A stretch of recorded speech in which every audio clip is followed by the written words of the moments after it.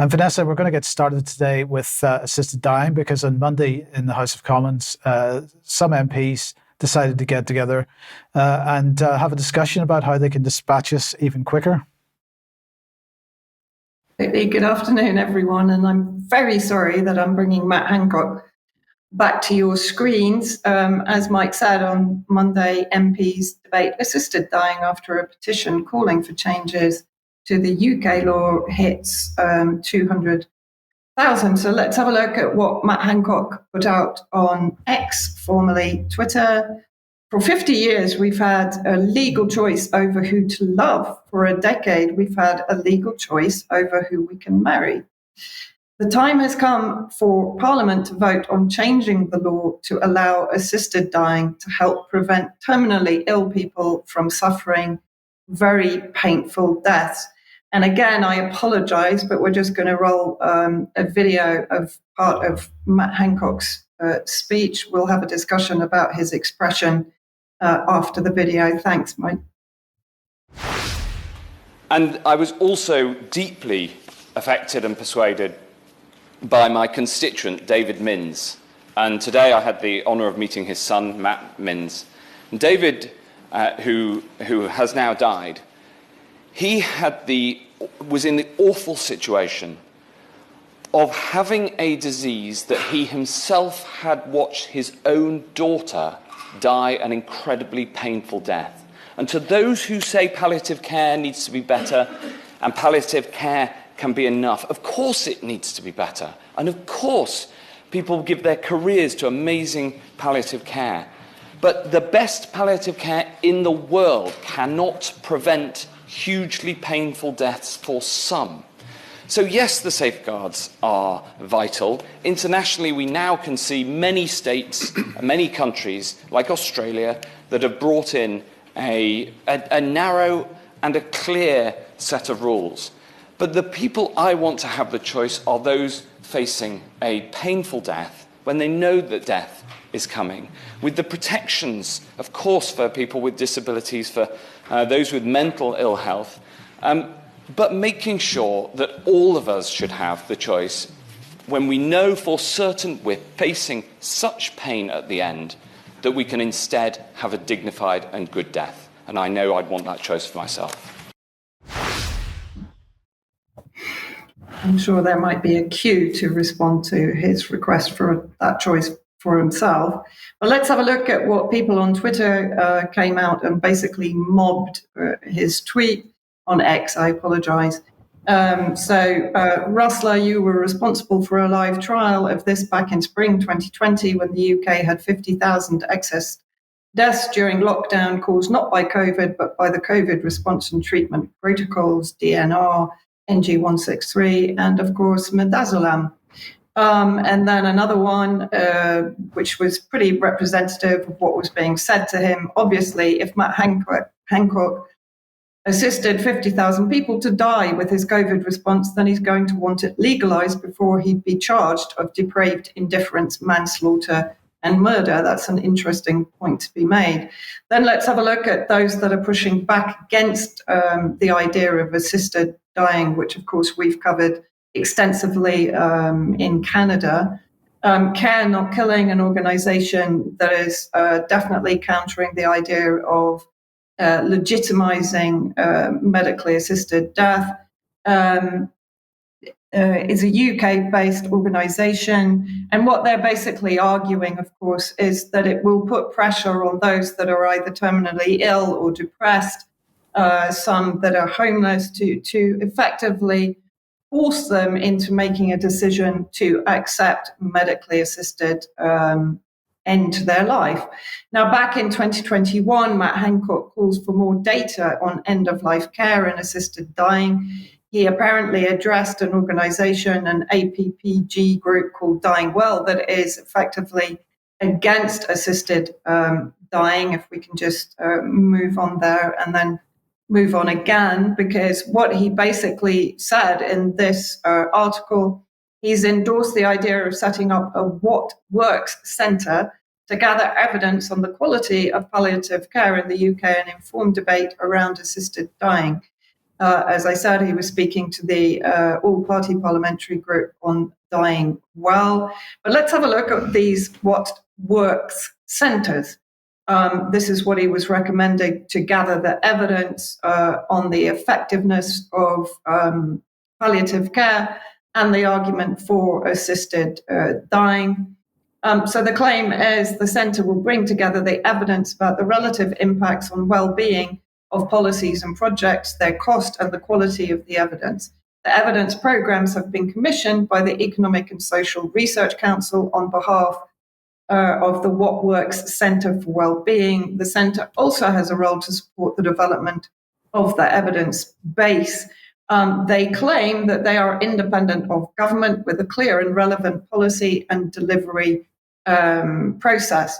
But let's have a look. This is from the Cabinet Office in November 2023. The What Works Network Strategy sets out how the Evaluation Task Force Secretariat of the network expects to deliver its vision over the next 5 years. And then let's have a look at who's funding them. The centres are funded by a combination of government and non-government sources, including the Economic and Social Research Council, the Dormant Asset Scheme, and the National Lottery Community Fund. The Evaluation Task Force, as the Secretariat, promotes and supports the independent What Works network. From the actual strategy document, stronger advocacy for the importance of long-term funding and independence of WWCs. Funding arrangements of the current 13 WWCs are diverse. For the 10 WWCs that have been established as independent organizations, but over 85% of their funding comes from government departments, research agencies, or other public bodies. And it mentions notable exceptions. So I think we again see a government-funded, evidence-producing network that will potentially corroborate government policy. And then I sort of stumbled on this because I was actually looking to see what China and Russia's policy is on assisted dying in Russia, and in China it's currently illegal. And this is Juan Yu, who is a Chinese academic who wrote for Unheard on Matt Hancock's proposal for assisted dying. One only has to consider the experience of the now memory-hold Liverpool care pathway under which patients were starved to death in the name of end-of-life care to realise the immense potential for abuse of legalised euthanasia within the NHS. Healthcare is ruinously expensive. Euthanasia is cheap and value for money. No healthcare administrator, however well-intentioned, can ignore utilitarian considerations entirely. But the legalization of euthanasia will make the moral hazard irresistible. The incontrovertible truth is that at a time of aging populations and strained government budgets, it is absolutely impossible to establish a euthanasia regime that will not be abused, as has happened in every country in which it has been legalized. And I think those are pretty strong points that are being made by pretty much everyone that is against the idea of medically assisted dying. It was also interesting to see that Matt Hancock on April the 26th was pushing the MRNA vaccine technology for cancer. Fantastic to see personalized cancer treatment available on the NHS using the mRNA vaccine technology that saved so many lives during COVID. I hope one day we will look back and say this moment was a turning point in the battle against cancer. And I just want to go back to 2022, the Right to Life News, Matt Hancock to make a documentary on assisted suicide. And in the headline photograph, they included a few comments again from people on Twitter. Genuinely frightening. I think you've assisted enough. Is this a parody account? I can't read the rest of them because it's a little bit small for me here. He's still obsessed with killing people off. The care home scandal clearly wasn't enough of a fix for him. And I think it's worth going back to the COVID era. And in 2020, the BBC reported that Matt Hancock was allowing those that were seeking assisted dying in Switzerland to travel even during lockdown. So perhaps that saved some of the cost of Midazolam or care home deaths. Yes, indeed.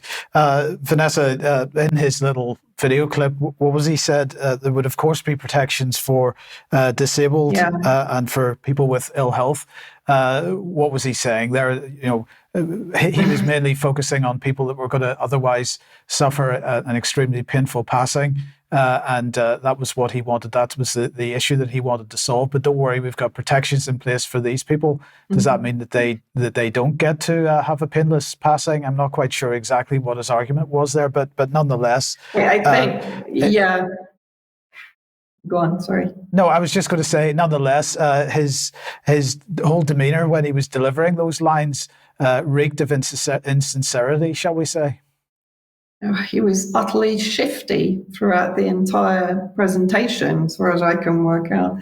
And of course, that's coming hot on the heels of a serious pushback in Canada against assisted dying, where homeless people were effectively being pushed down that route. Depressed people were being pushed down that route. And it was being their desire not to be a burden on relatives, for example, was being exploited, and people were being fast-tracked down the assisted dying route. So that, I think, is a very cynical attempt by Hancock to effectively say, well, we won't be doing that. We won't be, suggesting to the homeless, the depressed, and the terminally ill who might benefit from palliative care, but might be persuaded that they're too much of a burden for their relatives, their family, and too much of a cost on the state. I think that's also an extremely important point that was made by the Chinese academic, is that cost